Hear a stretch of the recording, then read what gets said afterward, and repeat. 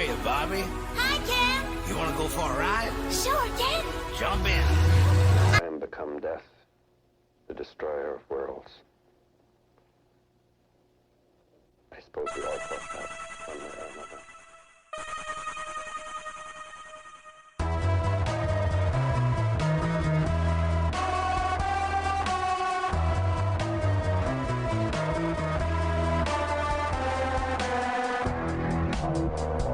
Welcome to Kinozoid. I am David Fauci, joined here with Peter Udlog and the Kino event of the century, the event that may have brought people back to the theaters this weekend. It has. We'll see if this is an everlasting thing.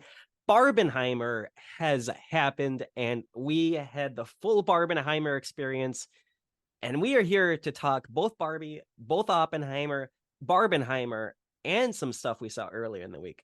So without further ado, let's get started. How's it going today, Pete? It's going pretty well. That's Yeah, amazing. one for a walk, yes. I'm a very busy, very important person. I worked 8 hours, so you already had a better day than me. Yeah. So we saw Alligator earlier in the week. Our local theater, Imagine Creek or Willow Creek, Imagine, they do a program called Cinema Macabre every Monday where they play some old horror films, and we saw Alligator, which you had not seen. I have, and I was kind of telling you to go. It's what it sounds like, a killer alligator movie, 1980. Robert Forster as a leading man. John Sayles wrote the script, who did The Howling. What did you think of Alligator, Pete? I think it was okay.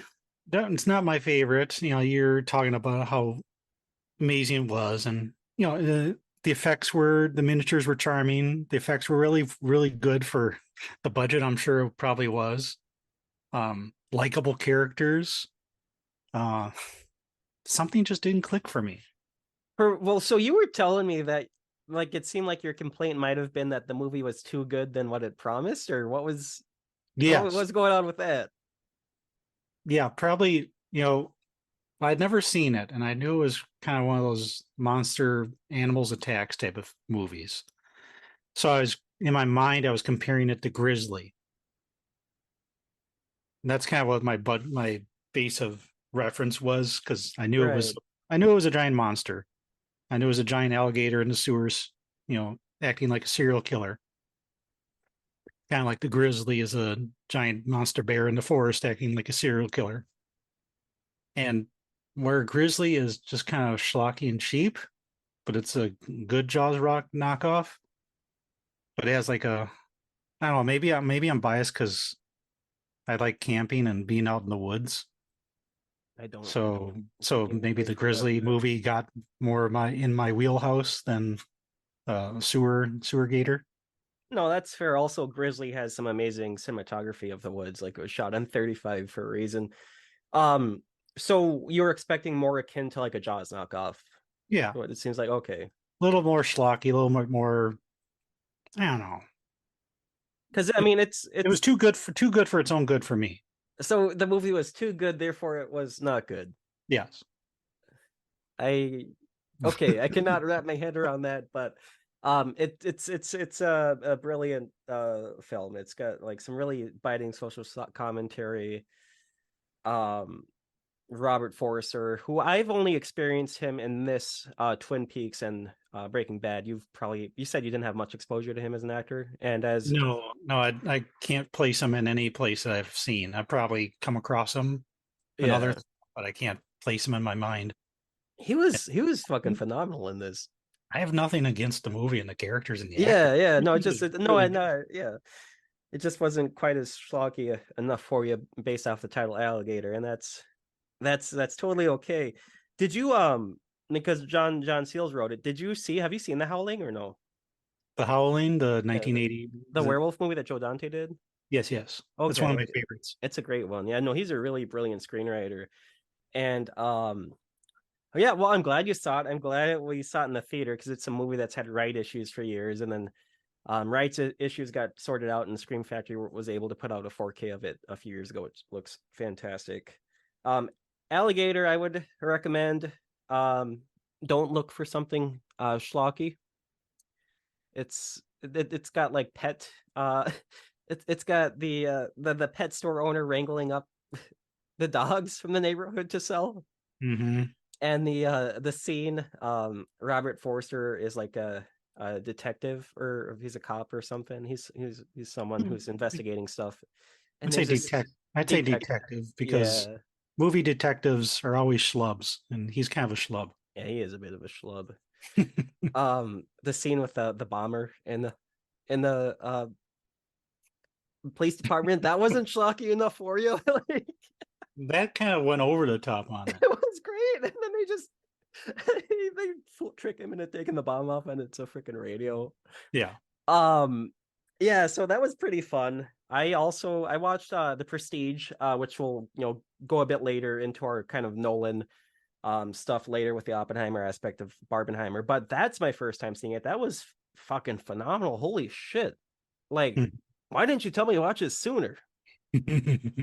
Like Hugh Jackman playing multiple characters. I'm gonna spoil the ending. The movie's over 10 years old, so like I don't care.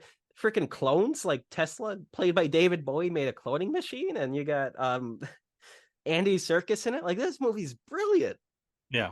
And Scarlett Johansson. Christian Bale playing multiple characters as well. Michael Caine. It's a amazing movie. I should have seen that sooner. That's totally on me. And then also I saw Ginger Snaps, which, have you seen that or no? I've seen the third one, but not the original. That's right. You saw I didn't even know there were sequels. So you're telling me you've seen the third one. I'm just like, wait, what? The first one's really good. I can't speak to the third one. It's very good, kind of like coming of age horror movie, a lot like kind of like Jennifer's Body, or what's a Stephen King one? Carrie. But like as a werewolf movie type thing. Yeah. And then we saw an advanced screening of Talk to Me. You have not seen much of the A24 stuff. I like you saw The Green Knight, we saw in the theater, which you really liked. Everything Everywhere All at Once, which everybody liked. I'm assuming you liked that. And then I got you to see Ari Aster's stuff before we saw Beau is Afraid, and you weren't too big on Hereditary and Midsummer, but you loved Beau is Afraid. Yeah. Beau is Afraid is great, by the way. Yeah. So I liked the absurdity of Beau. I did too. I loved it way more than everybody seemed to hate it, because they said it's like the most self-indulgent, self-masturbatory work ever from a director, and I'm just like, yeah, that's why it's fucking brilliant. Freaking Joaquin Phoenix gets killed by what, Birthday Boy Stab Band or something, or so we saw Talk to Me, which is the new horror film A24 has coming out. It's from, I didn't realize they're like they do internet videos, a group called Raka Raka, and they ended up directing it. What did you think of Talk to Me? I liked it. I didn't know it was an Australian production. I thought it was American. I only saw the trailers, and in the trailers I couldn't tell if it was foreign accent or not. But as soon as the movie starts, like, you got like all the sounds Australian. Yeah. But the sound design was good. Realistic characters behaving realistically, with chemistry between everybody. Deals with grief in some really unnerving ways. Yeah. It was good to see Miranda Otto in something again. Like, the last thing I saw her in was in Lord of the Rings. Yeah. I saw the movie, I was like, that she looks familiar, but I couldn't place her. Well, I thought it was Miranda Otto, and I wasn't going to be sure, because I always like mix faces and names up, and then I saw the credits. It's like, holy crap, it was Aowen. Yeah, you were mentioning the sound design. The sound design for that movie is very unnerving. Like, whenever it was like the gurgly stomach stuff, like that stuff really got under my skin. I think the trailers are a bit misleading, because there's a bit more to it than the trailers let on. I kept expecting more jump scares and traditional horror aspects based on the trailers. Yeah. And it's a lot more subtle and quiet. And psychological, right? Yeah. And that's what's great, is because there was a horror film from Australia a few years ago called Babadook. Have you seen that or no? I didn't like Babadook. You don't like Babadook? Okay. The kid character just great. Well, that's the point. Well, that's the point of the movie. No, that's the point of the kid. But I could not stand that kid. That kid just ruined the entire movie for me. That's fair. I think it's safe to say Australia has So it's done some good horror stuff the last few years. There's One, also a movie. I'm sorry to interrupt. There's also a movie called The Tin Drum from Germany from the 70s, I think, where it's not a horror. It's kind of is a horror movie if you think about it. It's like a kid that can't grow old, but that kid is annoying too, and that's purposely on purpose. A very annoying and grating type of kid. that can't grow old. Are you sure that's not the Michael Jackson biopic? Um, That's a very good movie, though. it is. Well, it seems like it. Yeah, I have to check it down. You said it's called The Tin Kid? The Tin Drum. The Tin Drum. Okay, I'll have to check that out. There was actually another Australian horror film that came out in the last few years called I think Possum. That's supposed to be just super fucked up, and I need to watch it. But I also hear deals with mental health in some interesting ways, and it's like I gotta prep myself for that. But with Talk to Me, like at the beginning, there's a dead king or kangaroo that's dying on the side of the road, and it becomes a whole thing later on thematically where there's like, well, we got to do something, like it's in pain, so they're about to like run it over. But I'm just thinking, this is the Kangaroo Jack origin story. Like this is where we get the nihilistic, like just chaotic kangaroo from Kangaroo Jack. It's because Talk to Me is the Kangaroo Jack prequel and part of the KJCU, the Kangaroo Jack cinematic universe. That's a thing, by the way. It's quite the theory. Yeah, it's almost as ridiculous as the Jar Jar being a Sith Lord. I'd buy Jar Jar being that. a Sith Lord. It's not a fucking Sith Lord. He died. If you read the Aftermath book, by the way, I'm a freaking Star Wars nerd. If you read the Aftermath book, the second one, Life Dead, it is revealed that Jar Jar was a street performer on Naboo, and he basically got very depressed because everybody hated him and he couldn't understand why. And it's obviously because he gave Palpatine emergency powers, so he just tries to spread joy to children because he can't find joy in himself. No, he's got a very, very sad character arc. He does. And the whole situation with Ahmed Best is equally as unfortunate. I'm glad to see him getting a lot of. Yeah, he's finally getting the love that he deserves. Yeah. Oh, when we were at Celebration, well, you weren't at the Phantom Menace panel, were you? No, I didn't get to see that. Oh, that's right. You're only there for one day. But that panel, as soon as he stepped on stage, it was just people just chanting his name for like 3 minutes straight. And he was like in tears. He's like, where the fuck was this like 20 years ago? It was like the most beautiful thing ever. So yeah, Talk to Me was really good. We don't want to say too much as it's officially not out yet. But if you're into horror, if you're into A24, if you're looking for a good kind of unnerving movie to watch, I would definitely recommend it. But also, I don't know. There's an event this week. I don't know, something about like a Barbenheimer, right? Yeah, something about. I've just heard of it. Like it's not like it was all over the internet or anything. No, it's very obscure niche. Yeah. Well, we had the full Barbenheimer experience because we at Willow Creek we saw Oppenheimer in 70 millimeter, followed by a showing of Barbie, but also the theater was doing some fun Barbie themed festivities, and I dressed up. You I didn't. You didn't. You were probably ashamed to be walking next to me. I got makeup done though. Yeah, well, that's right. We both got makeup done, and that was interesting. Then we worn makeup again. Then we went out to another theater with the makeup still on. We did, and I was sweating so bad in Barbie that it was probably I looked like a mess probably afterwards. So we go to the theater for Barbenheimer. I got like the pink and orange hair right now. I got the shirt and glasses and shit. Freaking concessions had like Barbie themed popcorn and drinks and crap. I got popcorn and it's got cotton candy and like pink sprinkles in it. I'm just like, this is great. It did not look appetizing, did it? Not really. It's actually not bad. I am surprised how well cotton candy mixes with popcorn. I was like, this is gonna be just absolutely awful. I'm gonna hate myself like immediately after biting into this. I was like, this actually isn't surprisingly good.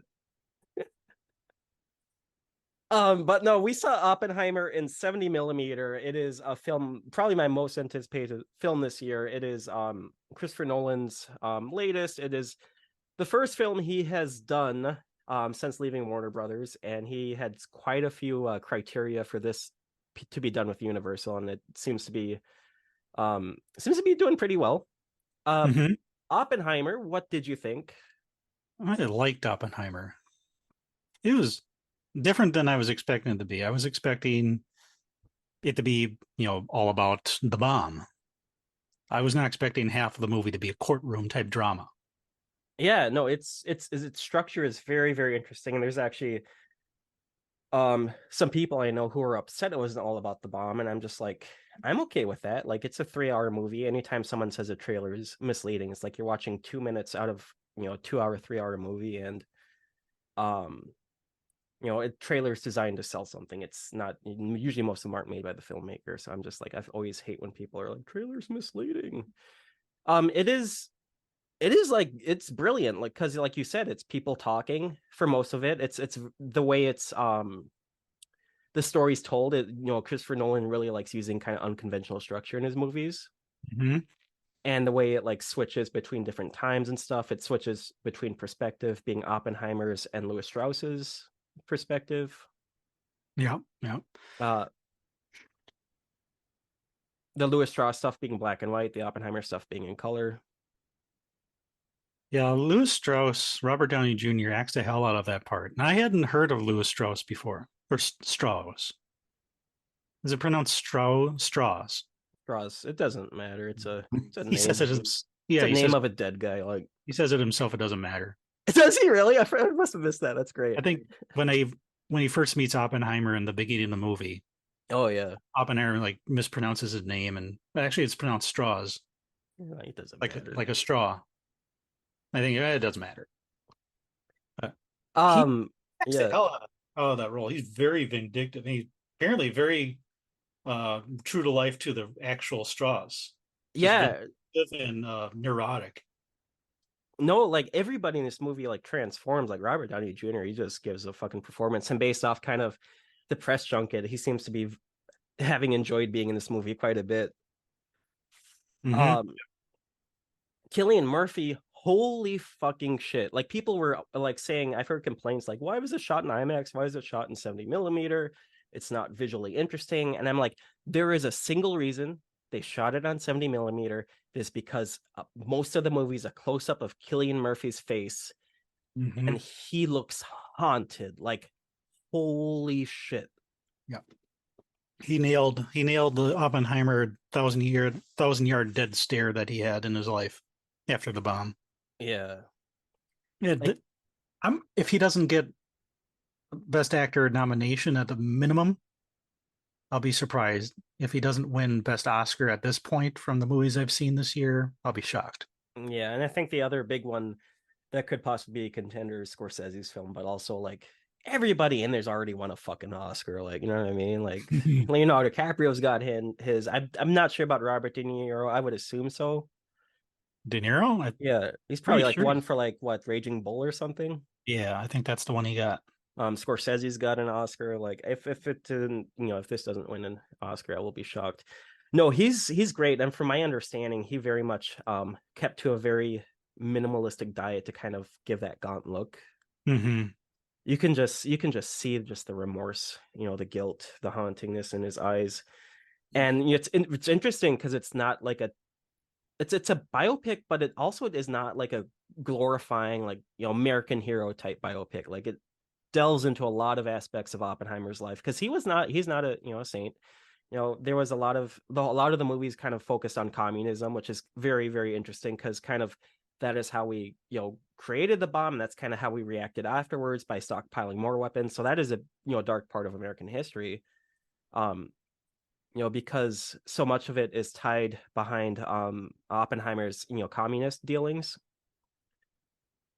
Yeah, he is party. Well, not even. He was never a party member officially. No, he wasn't officially, He, and like, he circulated in the communist community at college, yeah, and so that's where his affiliation with them was from. In the FBI, they loved stalking people, and the whole Red Scare of the 50s with McCarthyism and the House hearings of un-Americanism.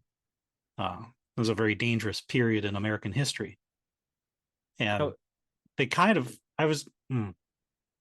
what happened in the movie with his court hearing that wasn't a court hearing is what happened in real life. They didn't have a formal type of hearing.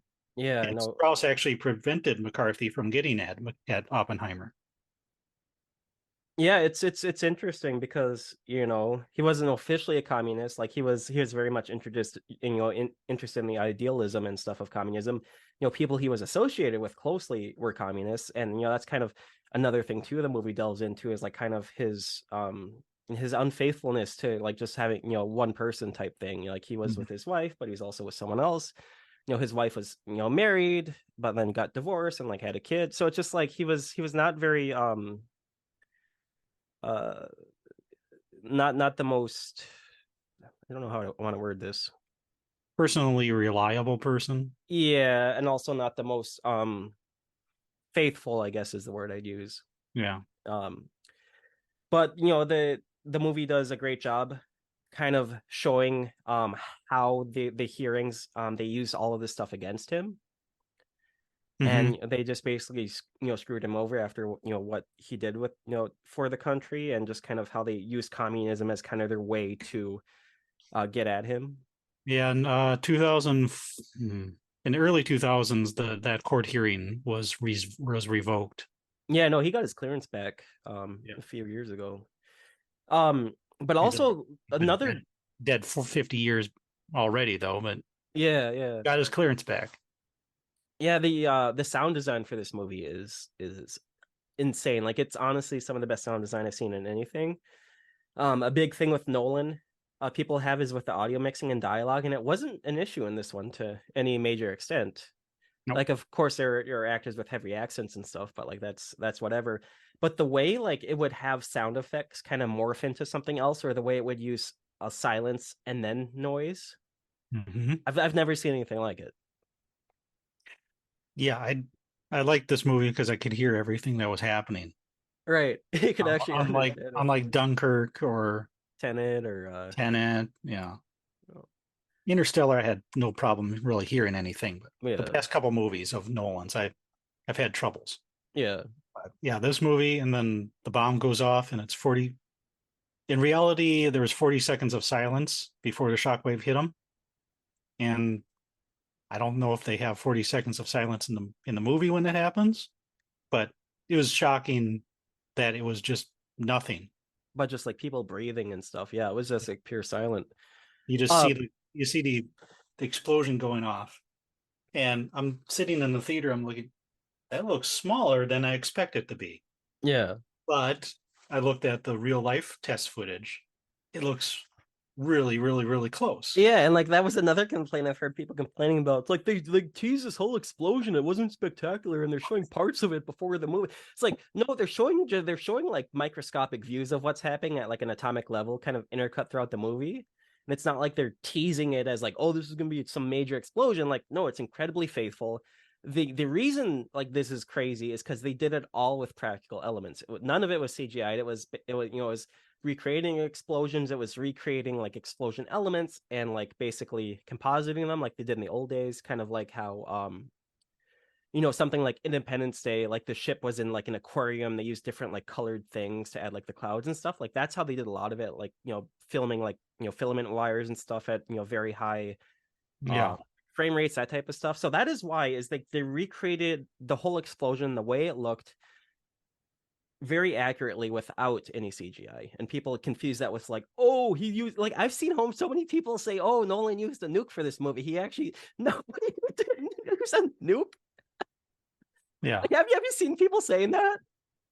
Or Saying that he used a that nuclear he device used a nuke actually. for the movie, yeah, because they misconstrue that as like an explosion. Oh, he used a real nuke. It's like, no, you're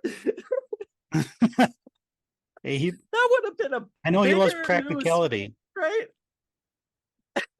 I don't think the government would let him have that. I don't think anybody will let him have that. Maybe something somewhere else, but The, no, it's very impressive. And like the way this like sound design just makes the whole, like there's a sense of like dread throughout the whole movie, mm-hmm. and the sound design is very brilliant at kind of accentuating that. Like for example, he'll be having like a flashback to like the bomb thing, and the sound design will be like people stomping in like an auditorium, and then it will morph into like the countdown, and the way it does it is just really, really cool.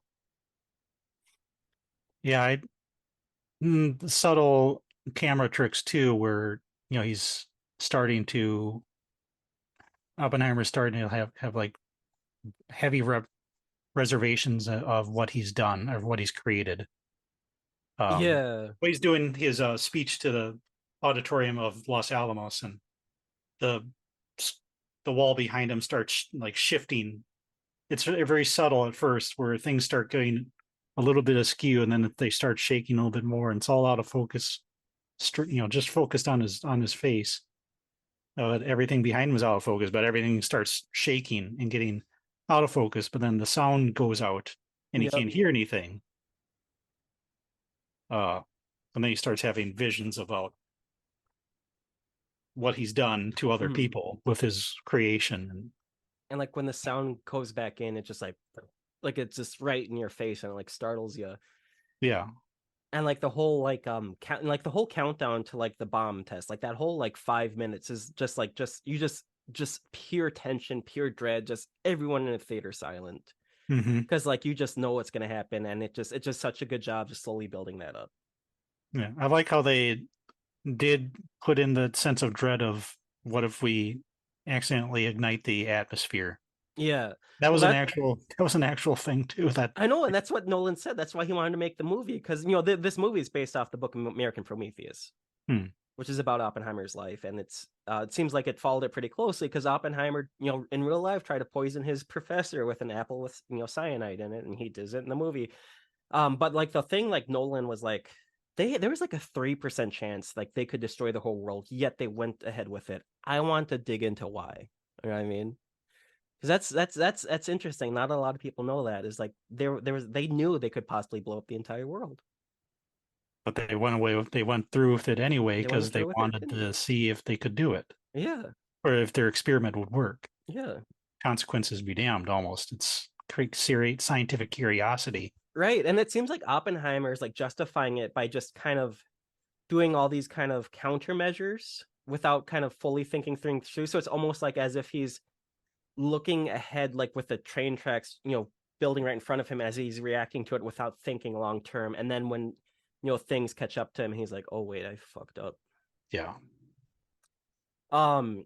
Another aspect of this movie that's kind of had some controversy is the sex in it. It's like Nolan's first movie with like any major like sex or nudity. It is done in a very Nolan way where it's very uncomfortable. Yeah, it was surprisingly sudden and jarring, especially one scene. Yeah, we'll get into that in a second. But like the first scene is he's having sex with Florence Pugh's character. Was that Kitty, or was that Kitty was his wife, right? Kitty was his wife. That was Emily Blunt. Okay, then what was her Florence's character's name? I can't remember, but I can't remember. Yeah, let's look it up real quick. We got the power of the internet in our hands. Might as well use it. There's a lot of characters in this movie to keep track of. There's a lot of characters. Everyone in Hollywood's in this movie. Jean. So he's having sex with Jean after meeting her at a party, and like the weird thing is like this is how they foreshadow his famous line, "I've become death, destroyer of worlds." Yeah. Because it is actually from like a Hindu text, and she's looking at his bookcase and sees this book, and it's in like Samaritan or something, and she's asking him to read it as she's holding it up as they're having sex, and that's kind of the like introduction, foreshadowing to that, which is kind of interesting. But the scene you're referencing is like Christopher Nolan going full David Cronenberg. That was very uncomfortable. Yeah, he's in the courtroom, not a courtroom, and they're grilling him on questions about his relations with this Jean, and all of a sudden he's not wearing any clothes, and then all of a sudden she's naked on his lap having sex with him, and then looks over at Kitty. Yeah, and then she's looking behind him at Kitty sitting on the bench behind him, and it's just this dead stare at her, very intimidating. Yeah, as she's all just like fully like going at it. It's just like the most just like people's like, it's so cold, and it's like that is the point. It's like basically his infidelity just being exposed, because that whole hearing the whole thing about that hearing, they make the point of is why are you letting them do this to you? You're tearing them apart. You're not fighting back. Like, and that's the whole thing is like he's being basically he's getting his clothes taken off. He's being exposed for everything that's happened in his life. And I thought that was a brilliant way to kind of show that in such a weird, unnerving, way. The editing for this movie, like holy crap! Like, would you have expected 3 hours of people talking to be so engrossing and captivating? Now that's a mean feat to do. It is. I mean, there's not an action scene. The most action is the bomb going off and the preparations for that. But then, the last hour and a half is pure courtroom almost drama, and freaking like House of Cards. Even before that, it's a right drama. And what's crazy is because like they're able to make these this unofficial hearing just seems so tense, so like anxious, and like the way they're able to kind of like edit it together just makes you just feel like so on edge. Like it just so shows Nolan's skill as like a screenwriter and like being able to know where to place things and stuff. And what's really cool is because the movie jumps around between different times and stuff so frequently, like the way they edit them together, and it doesn't seem like there's a single like scene that lasts more than maybe 3 or 4 minutes, because then it cuts to a different timeline and stuff, but you're able to keep track of it perfectly. And because like what they talk about relates to the scene after, and then so it just kind of creates this effect where everything is kind of interlinked, and the more you watch the movie, the more you kind of get an understanding of everything, but in a way that just kind of like keeps you on the edge of your seat and kind of guessing. So what do you think of Matt Damon as General Groves? He was great. I think he nailed the personality of this Groves guy. Yeah, like Matt Damon said himself, this is a character that just doesn't care what people think of him. He's all about getting the job done. No, apparently in reality, nobody liked him. Yeah. In Eisenhower, after the war, he denied him any promotion because nobody liked him because he pissed so many people off during the Manhattan Project from his personality. They only chose him because he was such a good organizer and created basically the entire nuclear industrial complex in the country. Set everything up. He had the scientists, but he is the one that organized everything and built it all. But he was such a jackass to everybody that were like, no promotions for you. So he basically retired because he couldn't get any better job than what he had. Well, that's amazing. He wanted to be the chief, the engineer of engineers, or I can't remember what they call the chief of engineers of the army. Grand Chancellor Engineer or something. Well, basically, the guy in charge of all construction projects. Well, did you hear about Matt Damon, like how he accepted this role? No, I have not. So he was in couples therapy, and he was like on he was on a break of movies, and like he worked this deal out with his wife in therapy, like saying the only way I would accept a role is if Christopher Nolan has a movie for me. So that's why he did the movie, because they talked about it in therapy. It's like, this is the one movie, this is the one thing, and like they were able to like come out, him and his partner or whatever, able to come out with kind of accept that. So I find that kind of funny. But yeah, talking about just the stacked cast, you have Robert Downey Jr., Cillian Murphy, Florence Poe, Emily Blunt, freaking Gary Oldman as Harry Truman, Josh Hartnett, like the Minnesota boy, Josh Hartnett, and then of course Gary Oldman's under a shit ton of makeup to where you can't recognize him. Like we were in the theater and like you were saying, "Holy crap, that's Gary Oldman!" Yeah, and I knew it was. Huh? It's like the voice. I recognize the voice. And I was like, "Is that Gary Oldman?" Yeah. Like, I was not expecting. I did not know that he was in this movie. Oh, I knew. I just forgot, and then I saw. I was like, "Oh yeah." Person we were seeing it with, they had no idea. And then the other actor I was really surprised by. You're not too familiar with him, is Benny Safdie. No. He's a director actor, and like you've seen him in you've seen Uncut Gems, which he directed. Okay. You weren't big on that one, I'm assuming. Nah, I didn't really care for that one. That's fair. Do you know that movie actually has like the third or second most amount of F words per minute in any movie? No. Like there's a list on Wikipedia of like every movie on and the amount of swear words and or F words per minute And here, let me pull up the list because this is let's see, yeah, Wikipedia article list of films that most frequently use the word fuck, and the list is number one, SwearNet the movie, which has 935. Then fuck documentary on the word, of course, that's gonna use the word fuck a lot. Mm-hmm. Wolf of Wall Street with 569 and an average of 3.16 per minute. And then in fourth place is Uncut Gems with 560 fucks with an average of 4.15 per minute. So out of those four, two are actually movies. Yes, so it's basically Wolf of Wall Street and then Uncut Gems. Oh, the number one one is a movie, but SwearNet? SwearNet? That's not sound a documentary? Is it? I don't know. I think it's a documentary, yeah.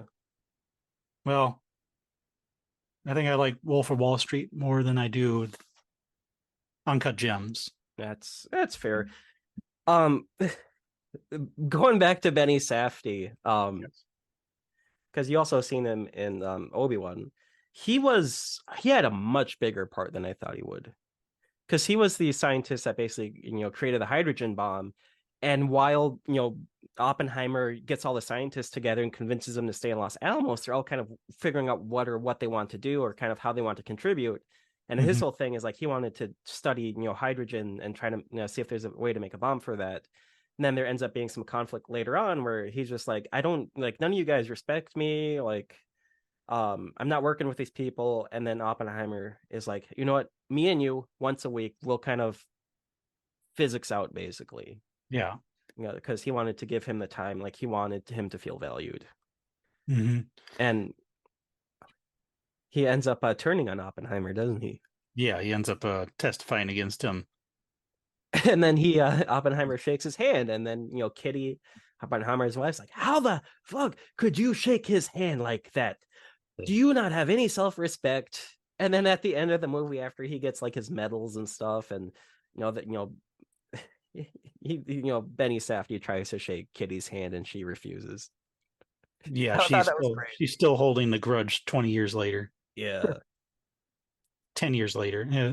I think the hearings take place in what, 54? Yeah. And that's what's interesting too, is like they kind of show kind of how afterwards Oppenheimer was so kind of hesitant on everything. Like they're talking about making more nukes because Soviet Union's got a nuke, and he was so against an arms race. Yeah, he didn't he wanted it to be locked down and under control. Mm-hmm. That's why no development of hydrogen. Atomic is good enough. What we got is good enough. Don't develop it any further. We don't need to do any more bombs. What did you think of the score? Because it's another one that Hans Zimmer didn't do it. Ludwig Göransson did it. I'm probably butchering his last name. I thought it was a little bit overbearing at times. Like when the test is going to happen. Yeah. Like they're building up to the test. Yeah. And the music is just loud, just getting louder and louder. But here's the thing. There's a difference between mixing, which that would be, and the actual like composition. Like, what did you think of the actual music? Not the volume of it. What did you think of the actual score? Yeah, music. Very, very unnerving, isn't it? Yeah, very. Yeah, because I was telling you, like I was as I was going to work, Friday, and I was like listening to the score because I saw it dropped on Spotify, and I think I sent you a track, and I told you like how unnerving it was. I'm like, oh, we're in for a treat. Mm-hmm. It's interesting how Ludwig with 2 movies has been able to kind of fit into Nolan's aesthetic as seamlessly and feel kind of like Hans Zimmer in a way where he's not Hans Zimmer, but it feels like a Nolan Hans Zimmer score. Yeah. I thought that's kind of interesting. Yeah, no, this like I cannot speak highly enough about this movie, and I feel like Nolan can get a bit kind of heavy-handed at times with kind of like these weird ideas. Like Tenet is very exposition heavy. The human characters feel kind of very cold. But this I feel like does a good job of kind of feeling, because it's focused on Oppenheimer's story, and it's not some weird abstract idea. Yeah, the only characters that felt disserviced was the women characters, Kitty and Jean, or Jean, yeah. But it's not really their story, so I don't know. And that's the thing, is like Nolan has issues with kind of how he does female characters. Yeah. But also considering the way Oppenheimer deals with these women, it kind of Yeah. I don't know. I also don't know too much about kind of that whole aspect of Oppenheimer's life. So I don't know.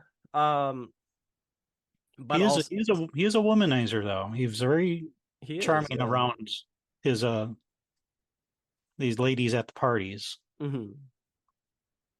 But once he gets to know them, he's not very intimate with them. You know, it's like that that one movie we saw, a Heartbreak Kid or whatnot. Mm. Um, no, but yeah, no, this is I honestly think this is my favorite Nolan film. Yeah. I fucking loved it. I thought it did a good job of, Nolan's very good at kind of um doing, structuring films in unconventional ways. He's, very good at just kind of giving gravity towards these types of, situations and stuff Hmm. in a way that's very authentic, in a way that is very practical, in a way that's very grounded.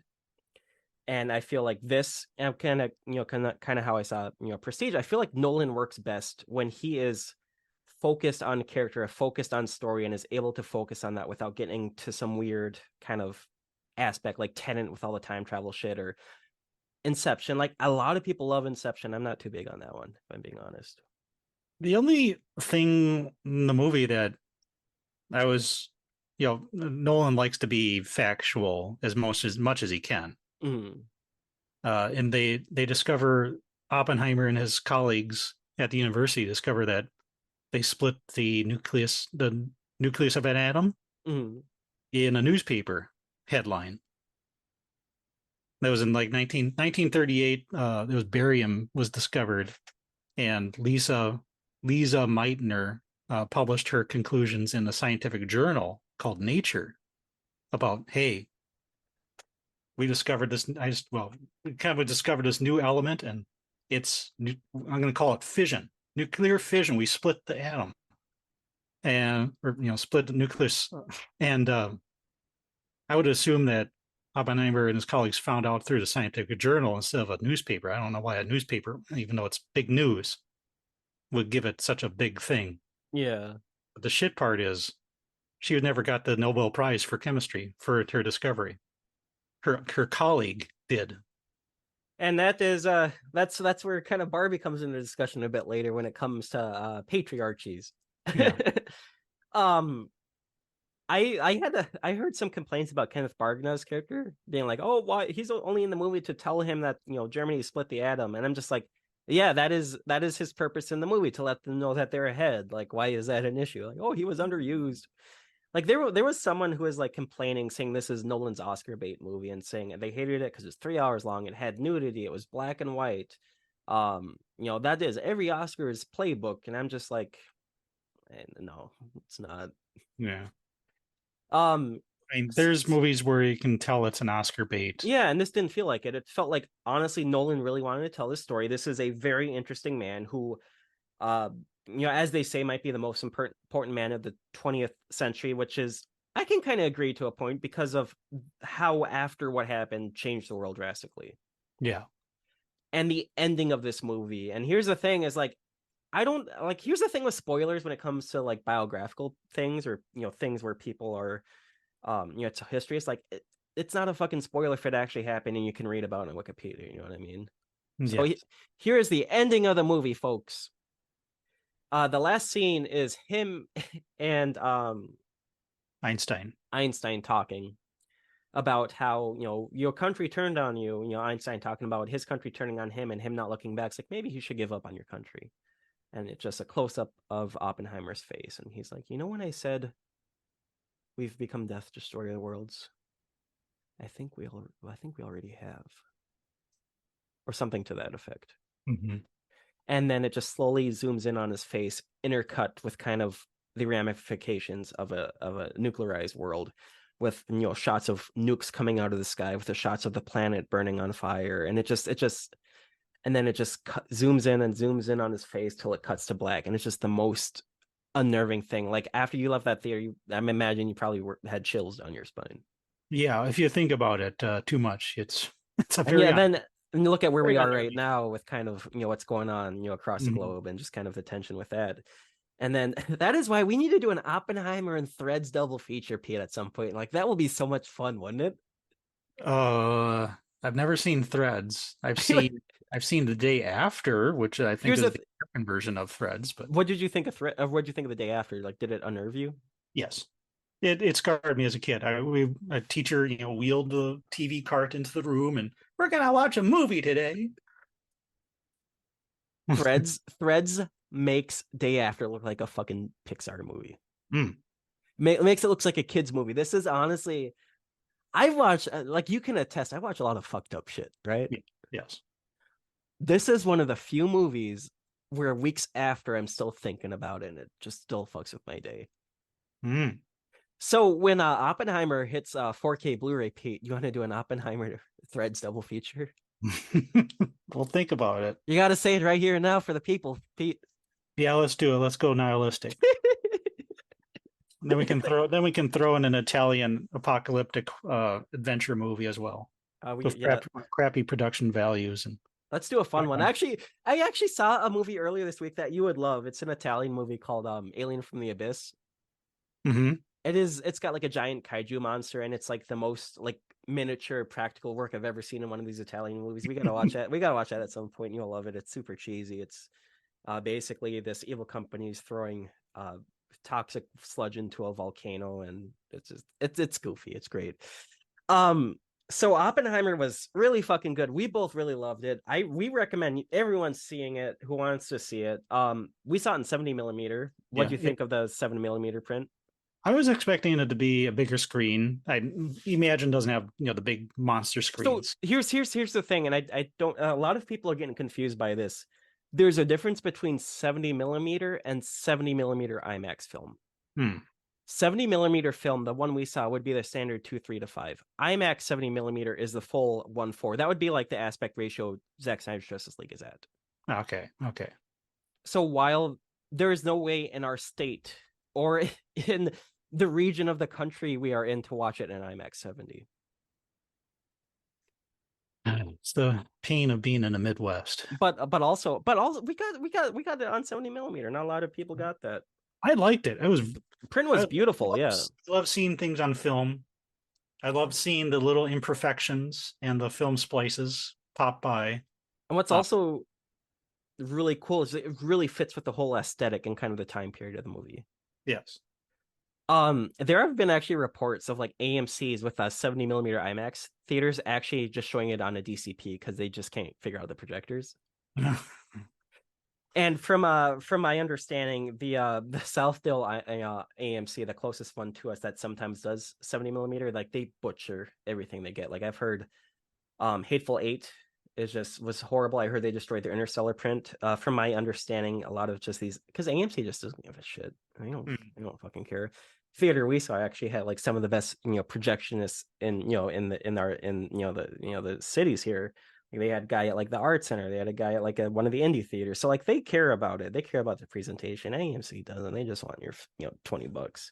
I cared when I was projectionist. You cared, yes, you did care, but you were different, Pete. You're not a high school kid who gets the 12 box cases of Gadget, which was the code name for Oppenheimer, because they called the bomb the Gadget, and looks at it as like, I have to put this together. What? Yeah. I never got as far as I know and aware, I have never got a scratch on the prints when I was running the prints. It was the people that were covering other ships. No brain wraps? Nope. Well, brain wraps weren't my fault. Yeah. I only had one movie that threw itself off the platter because the micro switch went crazy. Brain wraps were an occasional hazard. I spent quite a few movies just sitting at the projector and fingers crossed, like, don't brain wrap. Well, it was brain wrapping, but I would manually. You'd fix it as the film is reeling through. I would keep it from doing it as the movie was going for the hour and a half, 2 hours of the movie, and I'd have to go to the other side of the theater to start other shows and thread up movies. So I purposely like overwind the film so I'd have like a comfort gap before it would wrap itself again. Hmm. So most of the time I was able to get back to the projector before it wrapped and alarmed and stopped the movie and ruined the film, and I'd have to resplice the film. What causes a brain rap? Because I guess just for people who don't know, I don't know, by the way, too. My ignorance is blinding. I don't know. I think it was like the micro switches on the control plate weren't. So The is movie this goes through like the film goes through like a swivel bar where it engages like a micro switch, and then it goes down through the take up rollers where the lower it is, the faster the film will go, and the higher it is, the slower the platter will go. So it's kind of bob. It's supposed to bob around the middle. So something wasn't switching on right. Yeah, so it's so it's basically the film wrapping around itself, or yeah, the film would wrap around the control plate. oh, gotcha. So the film, there's a circular plate in the middle of the platter, and you run the film through it, and it's going through this rocker bar. Hmm. But you got all these guides, all these rollers guides on the outside, and the film will just wrap and wrap and wrap and wrap. So okay, gotcha. So So it pulls itself so tight that it can't move anymore, which yeah. causes the alarm to go off. And So there really is like no way, like that's just something that happens. There's like, oh, gotcha. you could never predict if it's Yeah, going to happen. It's just kind of one of the random things that happened all the time, or not all the time, but yeah. at least once a week. Well, I mean, you there was some danger that happened with you on that job. Like you cut your hand pretty bad on Spider-Man 3. Yeah, cut my hand. I cut a straight hole through my pants, and luckily I had a pen in my pant pocket. It was digging the. I was unwinding the film, and the platter was digging into the pen instead of my leg. So luckily I had that.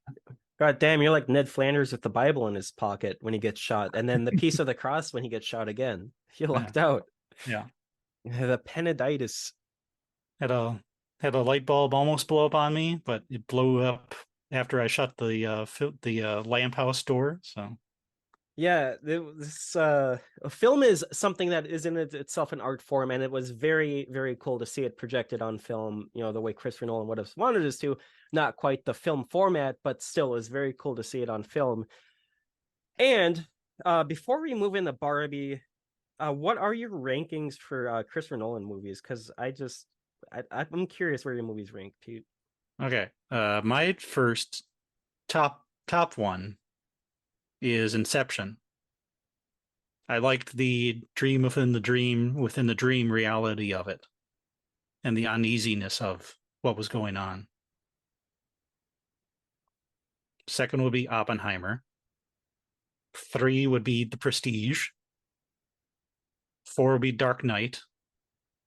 5 is Memento. 6 is Tenet. I couldn't really understand what the hell was going on or hear what the hell was going on most of the time. I liked it. Sure, look cool. Next would be Interstellar. I'm surprised Interstellar's so down low. Is there any particular reason for that? It's still hard to list these things. Yeah, they're all very even if Nolan's not good, it's still a good movie. You know what I mean? Like it's yeah. Next down would be Dunkirk. That one's that low for you, being the World War II buff you are? I know. I mean, that is shocking. Holy shit. Well, again, like I said, Prestige, Dark Knight, Memento, Tenet, and Interstellar, Dunkirk. You could switch these up. Right. They're almost level. Yeah, like even when Nolan's bad, like when director has a bad movie, it might be like a 4, and Nolan's like at a 7, like consistently, even when he's bad. It's not even that he's bad; it's just kind of yeah. And then the bottom, quote unquote, will be Batman Begins, and then The Dark Knight Rises. Insomnia and the following I have not seen, so I can't rank those. Okay. That's interesting. I think it's interesting how people rank Nolan because he's so hard to rank. You know what I mean? Mm-hmm. Because his movies are like a lot of them are so different from each other, yet so similar. And even when he like isn't firing in all cylinders, it's still a very, very good movie. Okay, so Oppenheimer is my favorite. I was pun fully intended. That movie blew me away. followed by Interstellar. That is a film when it first came out, I was like kind of on because I thought it was like too close to 2001. But the more I watch it, I'm like, this movie's fucking brilliant. Dunkirk, because I just love how it's very little dialogue. It's so unlike Nolan's kind of big studio stuff the last few years. You know, the being under 2 hours, maybe 15 pages of dialogue, a lot of visual storytelling, the intercutting between different times and stuff like that was really great. Dark Knight, because that's like the best. Prestige. So Prestige is now in my top 5 after having seen it yesterday. Memento, which is great. Tenet, Batman Begins, Dark Knight Rises, Inception. I'm not a big fan of Inception. I'm gonna get like I'm gonna get so much fucking hate. Maybe it's just because I dreams are nightmares, Pete. I like them. You like your dreams? I had a fun dream last night. Let's hear about it. Indiana Jones is buying a candy store, but then it gets taken over by terrorists. See, you got the good dreams. I got dreams like that ET's trying to kill my sister, so I cut off his head. Like that's like the shit I get. I get like dreams where I wake up in a cold sweat actually screaming because I had a dream that my mom was auctioning me off to pay for my sister's college education. So it's just kind of like you got the fun shit. Like no wonder Inception's your favorite. Like I got freaking Nightmare Alley here. Yeah. And then Following, which I have not seen in a while. I'm gonna rewatch it in the next few weeks, but I don't know where. I honestly don't know where it ranks for me because I haven't seen it for a while, so that's why it's last. And I have not seen Insomnia, and that is something that's going to change in the next few weeks. Yeah. So we got Oppenheimer. An hour to go see Barbie. They had the makeup booth and all the photo stuff, and that was really really fun. It's really cool because this is like the first time like going to theater actually felt like an event since like Endgame or something. You know what I mean? Yeah, this was the first time I actually saw people excited in the theater. Yeah. Lots of kids, lots of families, lots of individual people just dressed up, having a fun time, actually enjoying being at the theater. Yeah. And what's crazy is this all kind of started because of the meme internet culture. Like, Warner Brothers put Barbie the same day as Oppenheimer to fuck with Nolan because of their relationship being ruined. And Nolan was pissed off for a while. I was trying to change it. Then Barbenheimer happened. It's kind of crazy how that helped out both movies because right now box office is sitting at what domestically like 125 for Barbie, 80 million for Oppenheimer. And then you were saying it was like what 150 for Oppenheimer worldwide and 350 worldwide for Barbie, roughly. Yeah. Which on the opening weekend, both movies doing this well since COVID is fucking phenomenal. It's like the second highest opening behind Endgame. And Oppenheimer had a budget of $100 million and it's already made that back worldwide, which is just phenomenal. And I don't know what the budget for Barbie was. I'm assuming it's probably in the same ballpark. I would assume so. There's no way that was 200 mil. No, they don't have any. Margot Robbie isn't yet she's a big star. She's a star. She's a big, but she's still not, as far as I know, she's not bringing in, the giant contracts. And this is not a case where like, Avengers costing 500 million because all the big actors are getting 20-30 million dollars each. So yeah.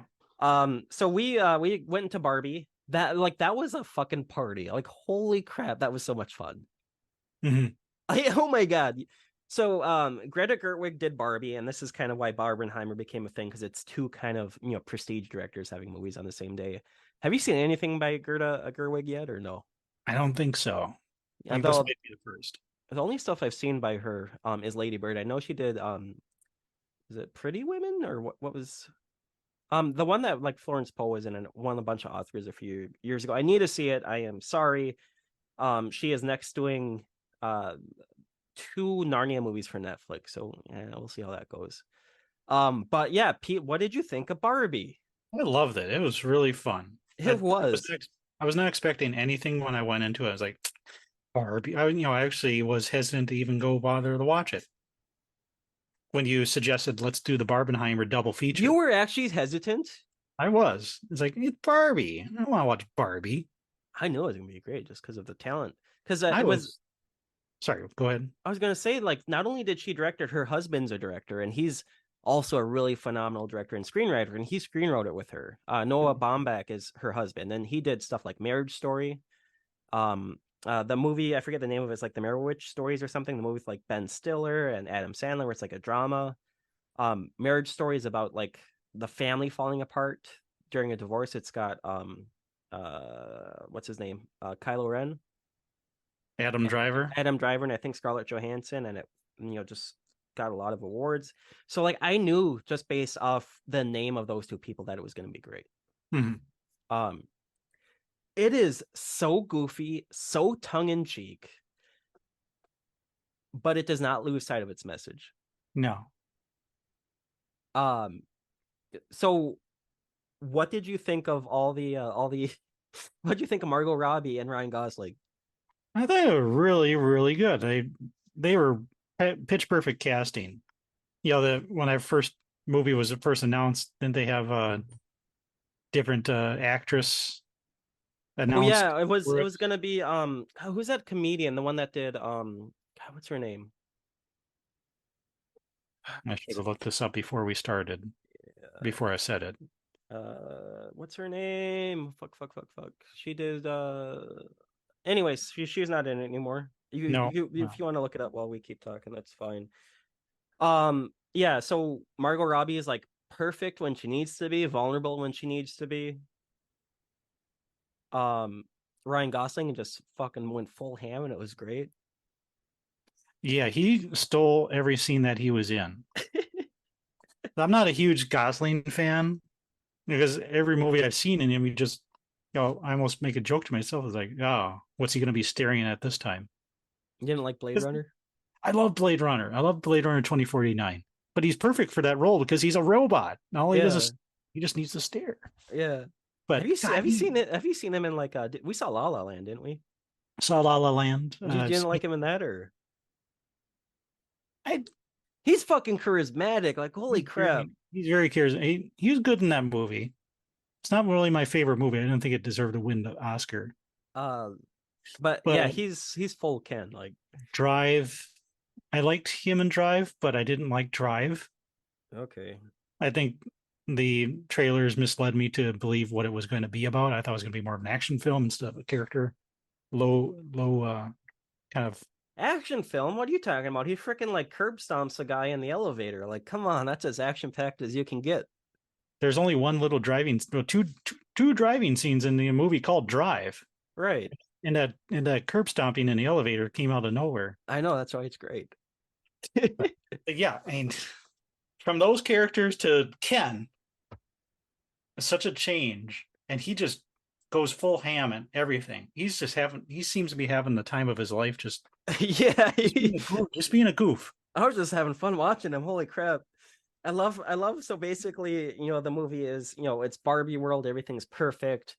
All of a sudden Barbie starts feeling off. She starts kind of like feeling like a real person.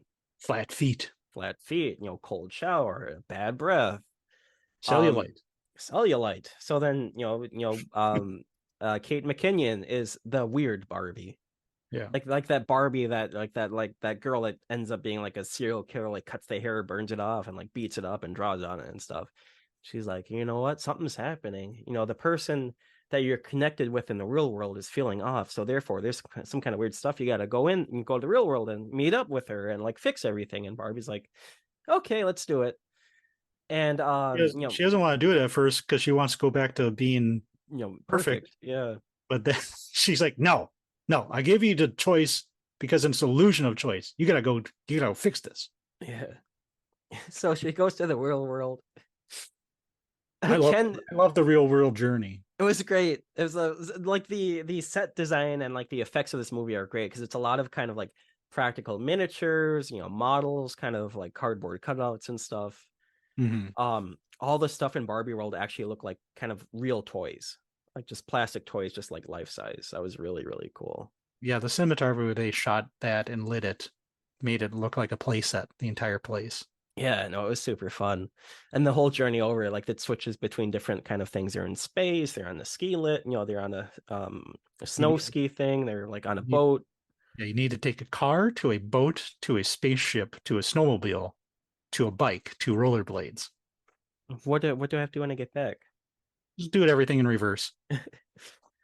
So they go to the real world, and Ken hops on, and Barbie realizes, oh wait, the real world, men control everything. It's not as perfect as it made it seem. And then Ken's like, this is great. Yeah. There's a montage of him like walking around, like he's sees the money. It's all the men presidents, and it's so that's great. Men presents. He's walking around. Yeah, he sees men discussing business matters and a woman assistant, I'm assuming assistant aide Yeah. off to the side. And she tries to interject and say something, but just later, Susan. And she Shoves her backs up. off. Yeah. And Ken's like, what is this? And then he finds out the word for it, a patriarchy. Yeah, like this is great. And then Barbie's like, no, it isn't. Yeah. And the CEO of Mattel kind of finds out and is trying to put Barbie back in her box, and he's played by Will Ferrell, and he goes full ham too. Like, this is the most fun I've had with Will Ferrell in the movie in a long ass time. Yeah, the entire board acts like goofs, which made it it felt like an 80s movie in that kind of way, you know what I mean? Yeah, I liked how they're supposed to be menacing, but they're incompetent Keystone Cop kind of characters, and they run like stereotypical movie villains. Mm-hmm. That They're kind of like, yeah, that robot run, but they run very slow, and then they fling their bodies into the air to try to stop somebody, but they never make any contact, but they make a big scene. I love also laughing so hard at it. I know, like I was laughing my ass off at the whole fucking thing, and like everybody in the theater was having fun, and that is what's so great about this movie. And there's been so much hate from so many like misogynistic kind of like personalities online. I've seen a bit of this kind of at different people I've come across at in the last few weeks as well, and it's just kind of like, it's a man-hating movie, like it's just like it's so woke. Like Ben Shapiro's response is like fucking like barf. But here is the thing, like, it is not woke. It is very much about kind of addressing the issues of a patriarchy, and kind of just like how women have to act in this type of role. Like America Ferrara gives that speech about like how you have to be perfect, but not too perfect. You got to be pretty, but not too pretty, and just kind of the double standards with everything. Like, there were people clapping at the end of that, and I thought that was freaking great. It is so great to see like a movie designed specifically towards like a female demographic, and not in a disingenuous way. Yes. Like, it takes itself seriously and its message seriously, but it doesn't force it down your throat. But it doesn't talk down to the audience either. No, and it's not that it's man-hating. It's just pointing out the issues, and just kind of like, even at the end, Barbie's like, Ken, you got to live your best life. You got to be your best person. You can't just kind of do things just for me. So it's just about like, just people are people. Treat them like people, essentially. It doesn't matter. You know what I mean?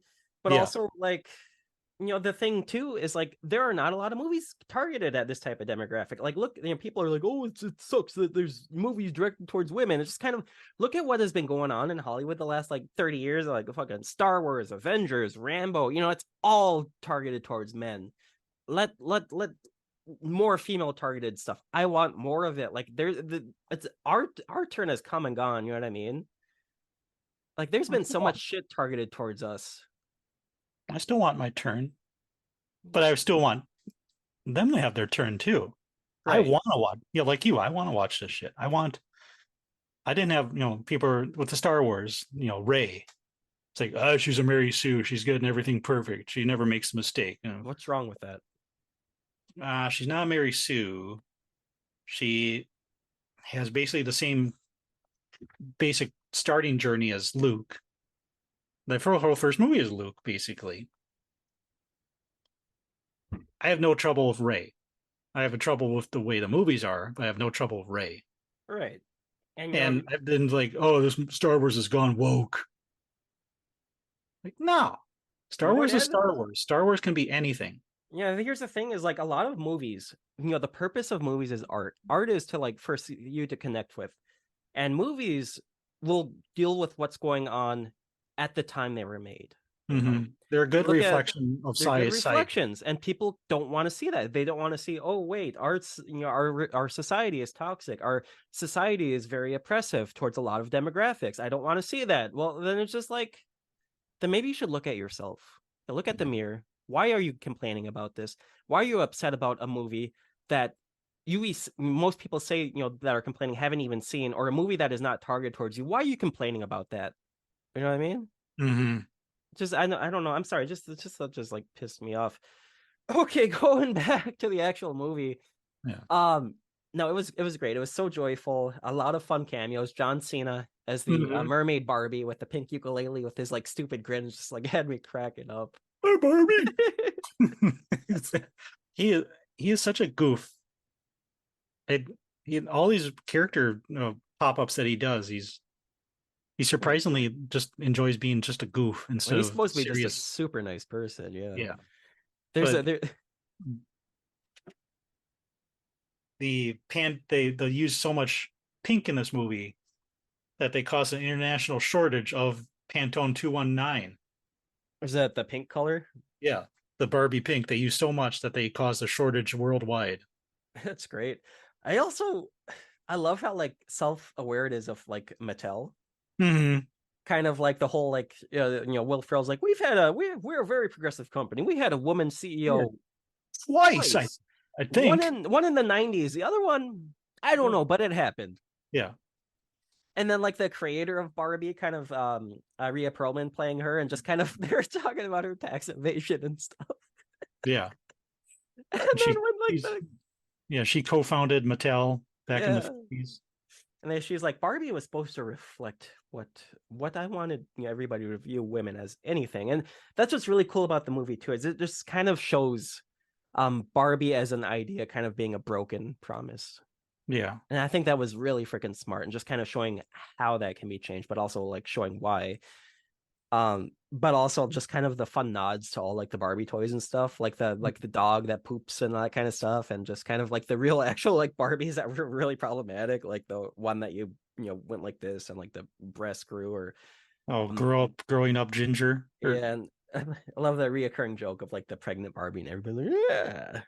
Nobody wants to see a pregnant doll. Apparently, there was a little baby under that bump where it Yeah, detached you and could take it out. I've seen it. came It's with a stroller. and I mean I don't mean it's horrifying, but like as a toy, it's kind of weird. And the Barbie with the video screen on her back and the Yeah, it's camera like on the who chest. am I supposed to be? I got a video screen on the back of my fucking back. Yeah. Like the mayor of Barbie Land, when she's like saying like saying the F word and like it bleeps it out. It's like the Mattel logo over her face. I think that was great.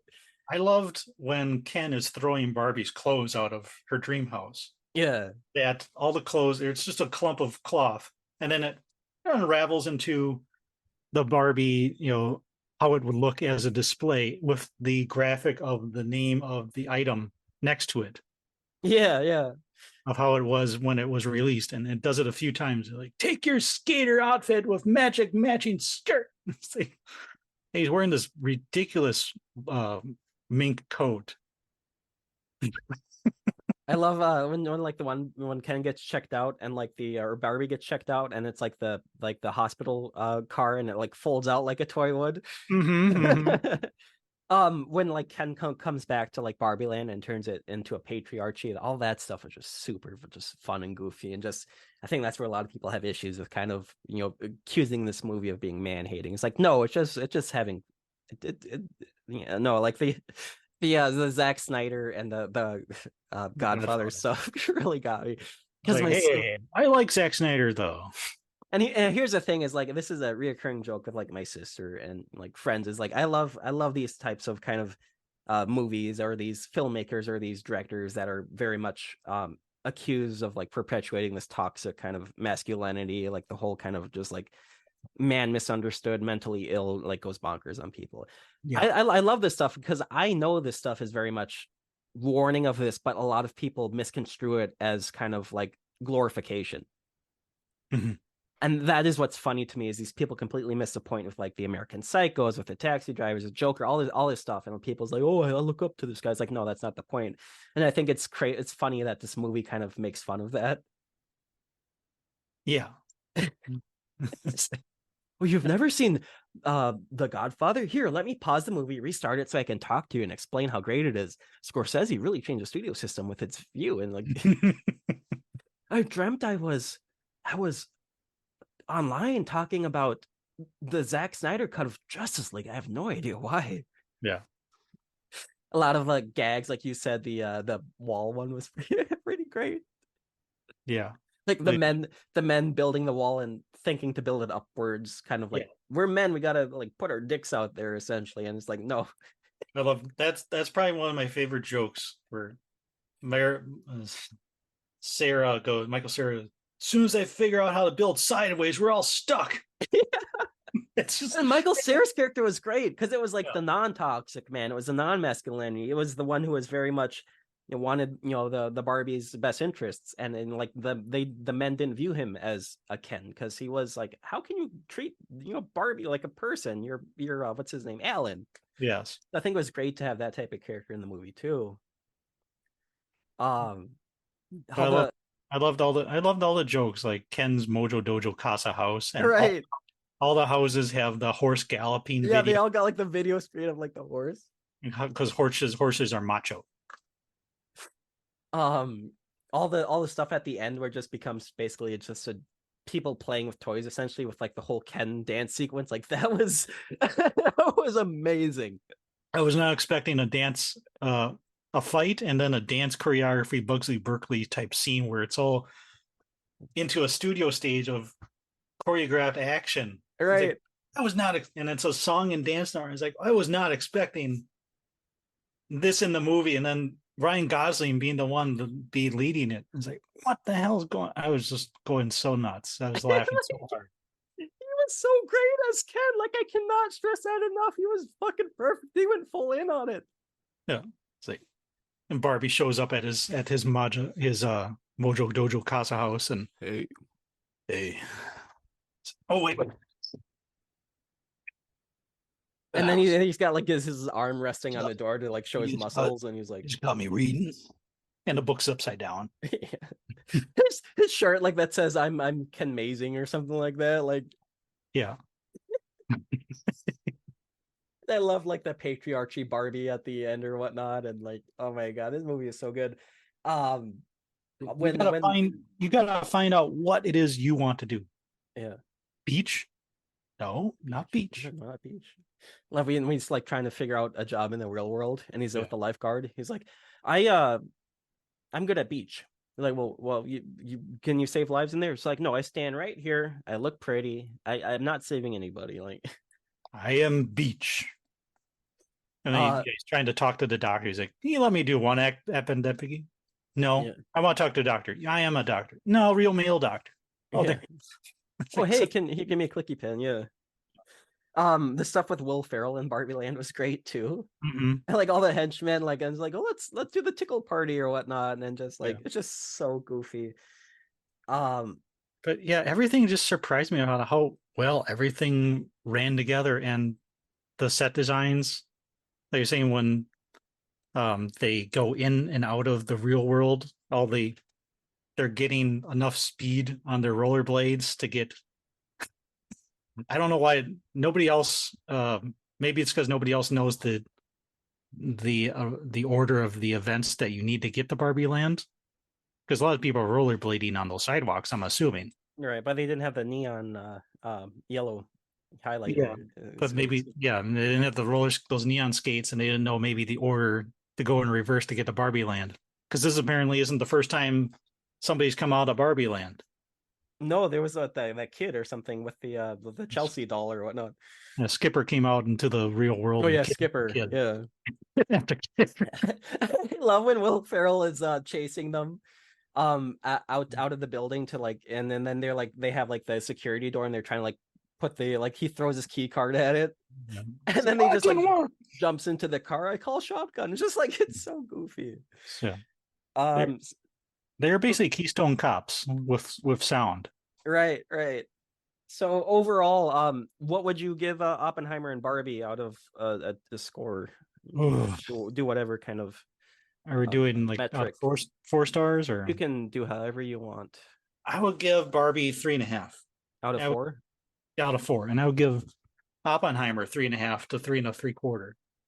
Maybe the same for Barbie. Yeah, well, that's the so good, so they are so good, but they're so totally different. Like, one is very much a reflection and a look at kind of the post-nuclear world we create ourselves, and kind of how Oppenheimer spearheaded that. And the other one is just a celebration of women, a celebration of just Barbie, and a commentary on patriarchy in a very fun way that is not like in your face, you know what I mean? Mhm. It's done very, very well, and I loved it. And I think this is if you are to partake in the Barbenheimer double feature, I think that is the correct order to go. Yeah, don't start with Barbie, You know, because you need that palate cleanser. yeah. Because I don't know about you, because I don't remember this, but as soon as like it cut to black after Oppenheimer, I'm like, holy fuck, Mhm. because it just like it's been in the theater. I don't think I've ever had a movie with an ending like that kind of just affect me so much. Where I'm just like, ugh, I don't feel good. The problem is you could see that actually happening. Yeah. What he's created made that possible, Yeah, and which that's which makes it chilling, because it can happen anytime. Could happen right now, and it could happen right now. And look at the kind of where we are with tensions with Russia and like all these other kind of powers that have, nuclear arms. It's why it's so chilling and why the movie is so important. And I know why Nolan told it. And with where we have been the last like 2 years with kind of this kind of because I know you grew up in the 80s, or yes, yeah, so you kind of were familiar with that kind of Cold War kind of like background kind of anxiety, right? yeah. Or you Russians might, bad, yeah, Russians you, bad guy. We had the fallout shelter. What good it would do for us though, but we had it in the school. and so that's the thing, is like I never grew up with that. I'm growing up, I'm dealing with that now. Pandemic, which you've had to deal with too, like two financial crises. So like already it like my generation has dealt with so fucking much in like 20 years, and it's just kind of adding this kind of Cold War stuff to it is just kind of crazy. Yeah, But maybe then maybe that's why pandemic didn't mentally affect me so much as much. Maybe because I'm just burned out. yeah.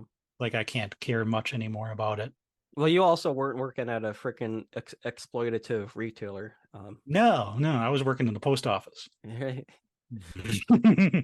no, well, I love how they're like calling everybody, oh, you're retail heroes, you're heroes, and like as it's like nope, because Where's my money? exactly, and as soon as safety measures intervene with profit, that's when the safety measures go out the window. I digress. I After, would. sorry.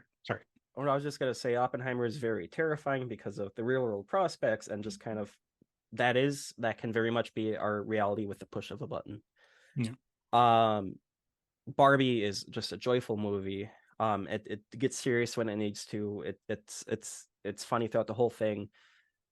I give Oppenheimer a 10 out of 10, and I would honestly give Barbie a 10 out of 10 too. Those were two great movies. It was two fantastic movies to come out in the same day. The Barbenheimer experience was the most fun I've had a fucking theater in a long time. I don't know about you. Yeah. Would you expect Barbie to win Oscars? I I would honestly would. expect it. I would expect it for production design. I would Well, I would expect it for production design. I'd expect it for screenplay. I'd expect it for direction. I would expect it for acting even. Like Ryan Gosling's gonna get nominated. But that's the thing, is would he be supporting or lead? Because that's the thing, is I feel Cillian Murphy's gonna get fucking best actor this year Yeah. Robert Downey Jr.'s got a very good lock at for supporting. Yeah, he was great. Like he just transformed. Let's like you've never seen Robert Downey Jr. It's like he cares about acting finally because he's working with Christopher Nolan. Like I don't know if you've seen any of the press junket stuff.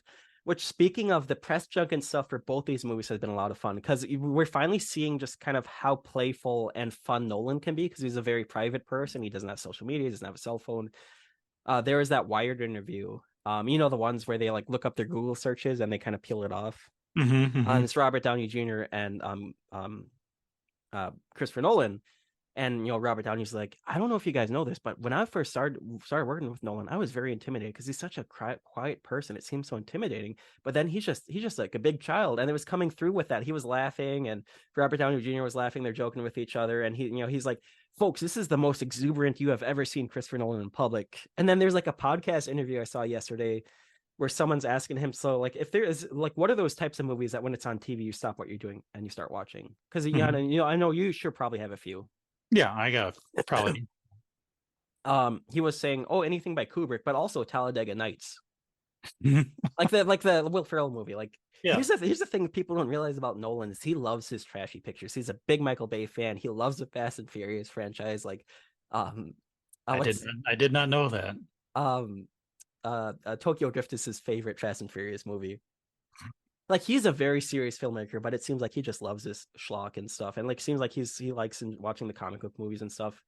And then the stuff with Margot Robbie and Ryan Gosling has just been equally fun. They're just playing off each other so well, and they're just kind of like playing their characters. So, I don't know where I was going with this, but they were both very good movies. It's very cool to see people back at the box office, back at the theater seeing stuff. Hopefully, people had a good experience and continue to come back. But the one thing is with the writer's strike and the actor's strike is if this doesn't get resolved soon, it seems like next year will be very dry for theaters. Yeah, it's going to be a wasteland. And I feel like the outcome of these strikes will be very informative to where the industry goes forward from this. Yeah. So we forgot to mention Barbie. The trailer was like the 2001 nod, and the movie opens with that scene, which is great. Oh yeah, I forgot about that. Yeah. And the Riverview Theater, which is a favorite local theater of ours, they do summer movies every summer, and it's classic movies on the big screen. Like you can get a movie ticket, large drink, large popcorn, real butter, candy, all for like $12. Like it's just like the best deal for like a movie lover. Yeah. They have not had their summer movies since COVID started, and this is the first year they've done it. And I saw that 2001 was that night. I'm like, Peter, you wanna see it? And you're like, yeah, we'll see how I feel after the movie. Is like, you know what? That's fair. We've already been in the theater for 5 hours. That's fine. And then the opening scene in Barbie was it 2001. It's like we got to fucking do it. It pushed me to the edge where it's like, yeah, I know you're gonna be like, yes. I gotta watch 2001 now. So I had to work the next morning, which was yesterday. So I've only had like 10 hours of sleep the past 2 days. Because it's a 2.5 movie, starts at 11. I didn't get home till 2. You got home a lot later. 2:30, yeah. 2:30. Because you drive my sorry ass everywhere because I don't have a license. I appreciate that, by the way. Anyways, it's good to see that movie on the big screen. You've seen it like once or twice before, right? On the big screen, I must have. I can't remember. I'm sure I did. Yes, I have. But I haven't seen the version that yeah, we saw the Roadshow version. Yeah, the intermission, the intro, and then the intermission. I did not see that version before. I was shocked because I saw that, but it was when the 50th anniversary came out, and Christopher Nolan had those new 50 or those new prints, 70mm prints he had like kind of recreated. So like they had all of that. They had the intermission and stuff. But yeah, we're watching the pre-show the theater has with those weird ads. Like those were some like what the hell was going on? Like with Cinema the Macabre, it makes sense because it's themed for each movie. But this one it was just like here's a Volkswagen ad where the kid treats the mom as an object. Here's a Frosted Flakes ad. Here's an Epcot ad. Here's a ad for some VHS tape that has for some reason has a King Kong themed ad to it. Like it was really weird. Yeah. And, like the curtains closed and like there was red like lights on the curtains, and then that eerie part of the score started playing. It's like, holy shit, we're getting the Roadshow version. Yeah. That movie has no business looking as good as it does. No, the 4K restoration on it's insane. Like, because I'm assuming that's what we saw through a DCP. It looked really damn good. I was falling asleep through it several times. And like the scene on the moon where all the astronauts are visiting the excavation site where the monolith is, and like that loud kind of screeching uneasy sound starts playing through the monolith and starts messing with them. Yeah. I was sleeping and then that happened, and we're like right next to a speaker, and I'm just like jump out of my seat. Like, what the fuck am I? What's going on? Am I dying? I'm wondering why you were twitching. I was like, I was scared. I thought I was dying. I was like, what's going on? Oh my god. I was like, oh wait. That's like almost as bad as when we saw Jaws 3D and the theater decorates the place with balloons and stuff, which they didn't do it last time, which I'm assuming has to do with Jaws. Yeah. We're in like the second row in the front. We hear a loud and it sounds like a gunshot, and everybody just gets out of their seats for a split second. Then they realize it was a balloon, and then everybody sits down and you just hear like whew. Just collective sigh. And I was like I said, the last episode, I ate an edible beforehand. I was like, we're gonna get the fuck out of here because of a shooter. I can't do this right now. Like, Mhm. Like I almost had an anxiety attack after that. I don't know if you knew that. Like as soon I, as after the gunshot, I was like, I like slow breathe. yeah, I assumed it was the balloon. That's why I didn't really react too much to it. Well, the lady next to me too was like, holy shit. Yeah, Um, that was the loudest balloon pop I've heard in a long time, though. yeah, and I was like, oh god, here's how I'm going out watching Jaws 3D. I mean, that's kind of fit. That's fitting, right? That's fitting for me.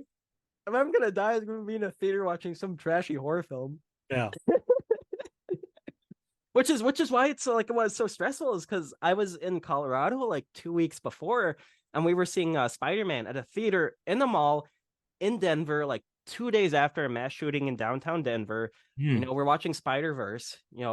Halfway through the movie, lights pop on. A voice says, "Sirens start going off. There has been a fire. Please evacuate." I'm just thinking, oh god, here we go. And then we go out and end up being someone vaping in the theater, which set up the fire alarm. But my thought is, because of where we are in society, is yep, there's some nutcase with a gun about to shoot us. But like, Hmm. it wasn't, and it wasn't this time. And uh, although anyways, um so yes, Barbenheimer was a fantastic theatrical experience, Pete. I am sure it was the same for you. Was it or Yeah. wasn't? Yeah. Okay. I love. um Before we wrap up, is there anything you want to add, anything you want to say to the masses? Mm, no, not too much. I was reading some things about Oppenheimer and the Trinity bomb test and the reactions to the going off successfully and not burning up the entire planet. I'm sure people were very happy about that. Yeah, this one of the scientists that was on the test, the way Oppenheimer was after the test, uh, directly after the test was in big contrast to what he was little after the test, where he realized what he had done and what implications could happen from what it. There's one of the scientists says of Oppenheimer after the test, "I'll never forget his walk. I'll never forget the way he stepped out of the car. His walk was like high noon, this kind of strut. Yeah. He had done it." Well, there's that scene where he gives a speech after it being successful. And like Mm-hmm. that's again where it gets in kind of the psychological aspects because it does a good job just kind of showing what's going on in his head. Yeah. Where he's giving the speech and then just the audio cuts out and you just see people cheering and stuff, but it's silent. And then like you were saying earlier, like the background just kind of gets a bit wobbly. Then Mm-hmm. there's like the blinding, like pure white light. And then you just see someone's face peeling off, and then he steps on like a body and stuff. And it just kind of shows psychologically. But what's great too about Oppenheimer is it does not get graphic. Mm-hmm. No, no, no. And there's the one scene that I thought was really brilliant, and it's the scene like after the explosion, and he's like at a university or something. They're talking about like the effects of it, and they're showing like slides of like people affected by the radiation. Like Yes. it does not Yeah. show those slides. Yeah, they're showing slides of the Hiroshima and bombing effects of the population. And you see he's like You just see him looking away each time he's the slide changes. he's getting very comfortable. The audience is gasping. He's just looking away. He's just uncomfortable looking at what he's done.